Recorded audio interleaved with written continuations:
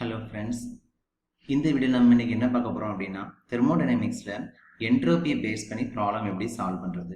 Previous video லெக்சரில் second law of thermodynamics base பண்ணி ஒரு heat engine and refrigeration combined plant problem solving பார்த்தோம். இப்போ பார்க்க போகிறது என்னன்னா என்ட்ரோபி பேஸ்டு ஒரு ப்ராப்ளம் பார்க்க போகிறோம். Very important problem. Okay, let's see the problem questions. 1 kilogram of ice at -5 degrees Celsius is exposed to the atmosphere which is at 25 degrees Celsius. 1 kilogram எடை கொண்ட ஒரு ஐஸ் கட்டி என்னவா இருக்குன்னா -5 டிகிரி செல்சியஸ் டெம்பரேச்சர்ல இருக்குது. இப்போ இந்த 1 கிலோகிராம் ஆஃப் ஐஸ் கட்டி என்ன பண்றாங்க அப்படின்னா அட்மாஸ்பியர்ல வெளியே வைக்கிறாங்க. அப்போ அந்த அட்மாஸ்பியர் டெம்பரேச்சர் என்ன கண்டிஷன்ல இருக்குன்னா 25 டிகிரி செல்சியஸ்ல இருக்குது. Okay, so from this line we understand temperature of ice as -5 degree Celsius and temperature of the atmosphere as temperature of the atmosphere as 25 degree Celsius. Okay, the ice melts and comes into thermal equilibrium. Ice என்ன ஆகும், atmosphere வைக்கும்போது அங்குள்ள ஹீட்டை ஃபுல்லாக வாங்கி melt ஆகி thermal equilibrium conditions ஈக்குவலாக satisfy ஆகிடும். ரெண்டுமே ஈக்குவலாக இருந்து ஹீட்டை கெயின் பண்ணுது. அது மட்டும் இல்லாமல் அட்மாஸ்பியர் ஹீட் லாஸ் பண்ணுது, ஐஸ் வந்து ஹீட் கெயின் பண்ணுது. ஸோ ஒரு தெர்மல் ஈக்குலிபிரியம் மெயின்டைன் ஆகுது. Determine the entropy increase of the universe. மொத்தத்தில் வந்து universe means system surrounding also இல்லையா. ஸோ அதில் மொத்தமாக எவ்வளோ என்ட்ரோபி இன்க்ரீஸ் ஆயிருக்கும். What is the minimum amount of work necessary to convert the water back into ice at -5 degree Celsius. So second question என்ன கேட்டிருக்காங்க அப்படின்னா, இப்போ இந்த -5 டிகிரி ஐசிஎஸ் வந்து என்ன பண்ணோம், அட்மாஸ்பியர்ல ஹீட் ஃபுல்லாக வாங்கி வாட்டராக மெல்ட் ஆயிருக்கும் இல்லையா. ஐஸ் வந்து மெல்ட் ஆகி வாட்டராக மாறி இருக்கும். இப்போ இந்த வாட்டரை வந்து அகைன் -5 டிகிரி செல்சியஸை நம்ம வந்து ஐஸாக கன்வெர்ட் பண்ணுறதுக்கு உனக்கு எவ்வளோ அமௌண்ட் ஆஃப் இன்புட் ஒர்க் தேவைப்பட்டிருக்கும் அப்படிங்கிறத கொஸ்டினாக கேட்டிருக்காங்க. Okay, so take the CP value of ice as 2.093 kilojoule per kilogram degree Celsius and latent heat of fusion of ice as 333.33 kilojoule per kilogram. This is the specific constant values are given. Okay, so given data, let's see the given data. Mass of the ice as 1 kilogram, temperature of the ice as -5 degrees Celsius, so we have to convert into Kelvin by adding 273. Temperature of atmosphere given as 25 degrees Celsius and it changes into Kelvin. Then specific heat capacity of ice, it is 2.093 kilojoule per kilogram degree Celsius. Latent heat of fusion of ice, it should be denoted by HFG because latent heat means phase changes. One phase is changed into another phases.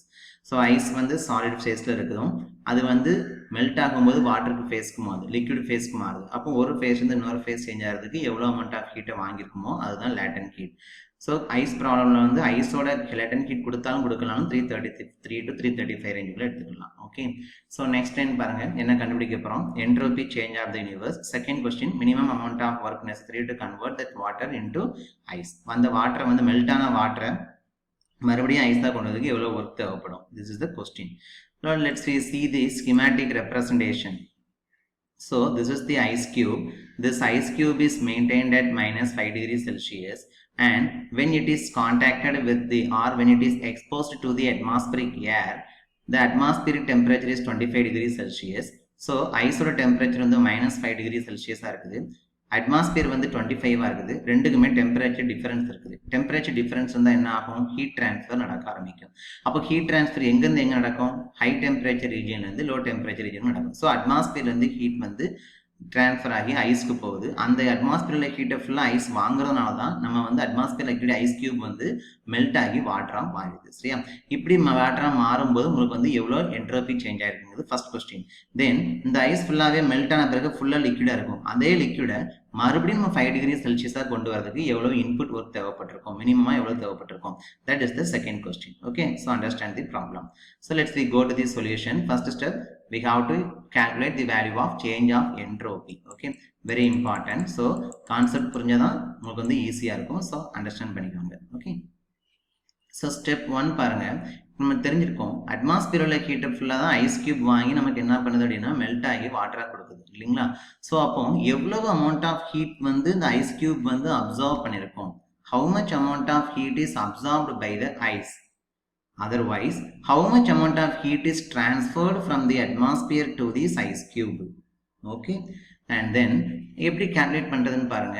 First வந்து நல்லா யோசிச்சுக்கோங்க, height absorbed by the ice from the atmosphere that is equal to heat absorbed in solid phase. First வந்து ice cube வந்து சாலிடாக இருக்கும். இந்த சாலிடாக இருக்கும்போது என்ன ஆகும், ஹீட்டை ஃபுல்லாக வாங்கிட்டே இருக்கும். அது என்ன ஹீட்டாக வாங்கிட்டு இருக்கும், டெம்பரேச்சர் டெம்பரேச்சர் இன்க்ரீஸ் ஆக சேஞ்ச் ஆகுதுன்னா சென்சிபிள் ஹீட்டாக வாங்கிட்டு இருக்கும். That is heat absorbed in solid face plus latent heat. இப்போ இந்த ஐஸ் கியூப் வந்து அதனுடைய மெல்டிங் பாயிண்ட் எப்போ வந்து நிற்குதோ 0 டிகிரி செல்சியஸ் நிற்குது அப்படின்னா ஃப்ரீசிங் பாயிண்ட் ஒரு மெல்டிங் பாயிண்ட். ஓகே, ஃப்ரீசிங் பாயிண்ட்னா லிக்விடு ஐஸாக மாறுறத ஃப்ரீசிங் பாயிண்ட் சொல்லுவோம். ஐஸ் வந்து வாட்டராக மாறுறத மெல்டிங் பாயிண்ட்னு சொல்லுவாங்க. அந்த 0 டிகிரி செல்சியஸ் வந்து எப்போ வருதோ அதுக்கப்புறமா வாங்குற கிட்ட என்ன பண்ணணும்னா that should be changes to one phase from another phase. Okay, சாலிடாக இருக்கக்கூடிய ஐஸ் வந்து வாட்டராக மாற ஆரம்பிக்கும். So that heat is called as the latent heat. Phase change ஆகும் பட் டெம்பரேச்சர் சேஞ்ச் ஆகாது. That is latent heat. அதை எம் இன்ட்டு ஹெச்எஃப்ஜிங்கிற ஃபார்முலா யூஸ் பண்ணுவோம். அதுக்கப்புறம் என்ன ஆகும், அவ்வளோ ஐஸுமே வந்து வாட்டராக மாறிடும் 0 டிகிரி செல்சியஸில். Again that water should be comes into atmospheric condition. So heat is also increase the water's temperature. Okay, that is heat absorbed in liquid phase. So ice Salta இருக்கும்போது எவ்வளோ அப்சார்ப் பண்ணிருக்கு, சாலிட் ஐஸ் வந்து வாட்டராக மாறுறதுக்கு எவ்வளோ latent heat, அந்த water வந்து எவ்வளோ ஹீட்டை வந்து அப்சார்ப் பண்ணியிருக்கு அட்மாஸ்பிரிக் டெம்பரேச்சர் ஈக்லிபிரியம் மெயின்டைன் ஆகிறது வரைக்கும். That is the step 1 basic formula. Okay, understand. So first of all டோட்டலாக எவ்வளோ அமௌண்ட் ஆஃப் ஹீட் வந்து நமக்கு வந்து ஐஸ் வந்து அப்சார்ப் பண்ணியிருக்கோம் அப்படிங்கிறத இந்த ப்ராப்ளம் மூலமாக சால்வ் பண்ணி பார்க்க போகிறோம். எப்படின்னு பாருங்க, heat absorbed by the ice, மொத்தத்தில் இந்த ஐஸ் வந்து மெல்ட் ஆகி வாட்டராக மாறதுக்கு எவ்வளோ ஹீட் வாங்கியிருக்குது. Heat absorbed in solid phase, first சொன்னாலே இந்த ஃபார்முலா படி சாலிட் ஃபேஸ்னா ஐஸாக இருக்கும்போது ஃபர்ஸ்ட் அமௌண்ட் ஆஃப் ஹீட் வாங்குறது எல்லாமே என்ன ஆகும், அப்படி டெம்பரேச்சர் மட்டும் இன்க்ரீஸ் ஆகி மெல்டிங் பாயிண்ட் வரைக்கும் ரீச் ஆகிட்டு இருக்கும். So Q is equal to mCp delta T. இதை வந்து சென்சிபிள் ஹீட்னு சொல்லுவாங்க. சென்சிபிள் ஹீட்னா டெம்பரேச்சர் வந்து டிஃபரன்ஸ் இருக்கும், ஆனால் ஃபேஸ் சேஞ்ச் ஆகாது. சால்ட் ஃபேஸாகவே தான் இருக்கும். Q is equal to mCp delta T. mங்கிறது மாஸ் ஆஃப் தி ஐஸ் நமக்கு 1 kilogram. Cp of the ice value is given as 2.093. Cp of water நீங்கள் படிச்சிருப்பீங்க கான்ஸ்டன்டா 4.186. இது வந்து சாலிட் ஃபேஸ்னா ஐஸாக தான் இருக்குது. ஸோ ஐஸோட Cp வேல்யூ வந்து 2.093 அண்ட் டெல்டா T வேல்யூ வந்து சேஞ்ச் இன் டெம்பரேச்சர். ஏன்னா ஃபர்ஸ்ட் வந்து 0 டிகிரி செல்சியஸ் தான் ஹையஸ்ட் டெம்பரேச்சர், ஏன்னா அந்த மெல்டிங் பாயிண்ட் வரைக்கும் ஹீட்டை ஃபுல்லாக வாங்கிட்டே இருக்கும். -5 டிகிரி செல்சியஸ் ஐஸ் இருந்து ஸ்டார்டிங் டெம்பரேச்சர். ஸோ இதை வேல்யூஸ் நம்ம எல்லாமே மல்டிப்ளிகேஷன் பண்ணி போட்டோம்னா 10.465 கிலோஜூல் வருது answer. Okay, then how much amount of heat is absorbed as the latent heat. Latent ஹீட்னா என்ன அர்த்தம், இப்போ ஐஸ் ஃபுல்லாகவே ஹீட்டை ஃபுல்லாக சால்ட் ஃபேஸாக இருக்கும்போது வாங்கி இவ்வளோ அமௌண்ட் ஆஃப் ஹீட்டை வாங்கி என்ன ஆகும்னா 0 டிகிரி செல்சியஸ் வரும்போது it starts to change from one phase to the another phases. Okay, so heat absorbed as the latent heat எவ்வளவு, Q is equal to m into HFG. That m is 1 kilogram. HFG is the latent heat of fusion of ice ன்னு சொல்லுவோம் இல்லையா, that is 333.33 kilojoule. So mass 1ங்கும்போது அதே answer நமக்கு வரப்போகுது. Then last one, இப்போ இந்த வாட்டராக மாறிடுச்சு. இந்த வாட்டர் வந்து 0 டிகிரி செல்சியஸில் இருக்க போகுது. இது அட்மாஸ்பிரிக் கண்டிஷன்ஸில் எவ்வளோ வருது வரைக்கும் எவ்வளோ ஹீட் வாங்கியிருக்கு.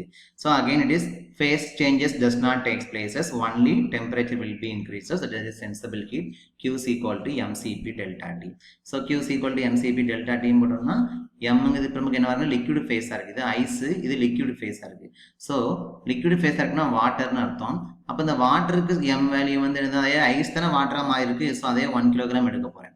சிபி வேல்யூ ஆஃப் வாட்டர் வந்து வேறு. சிபி வேல்யூ ஆஃப் ஐஸ் தான் 2.093 கொடுத்தாங்க. சிபி வேல்யூ ஆஃப் வாட்டர் வந்து கொடுக்கலாமே வாட்டர்னு சிபி எடுப்போம் 4.186 எடுப்போம் இன்டூ டெல்டா டி டெம்பரேச்சர்.